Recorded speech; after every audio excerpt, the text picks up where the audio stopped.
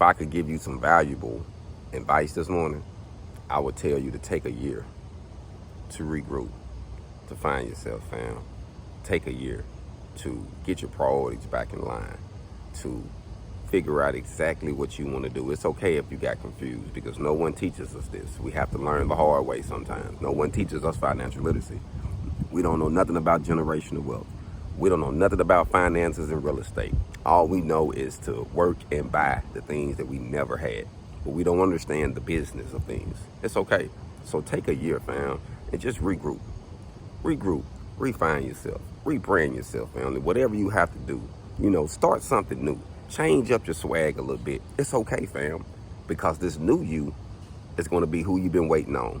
But you had to go back. You really had to go back and sit down and fine tune that person, so that way you can get to that next level. Because we realize one thing, fam, we can make more money, but we cannot produce more time.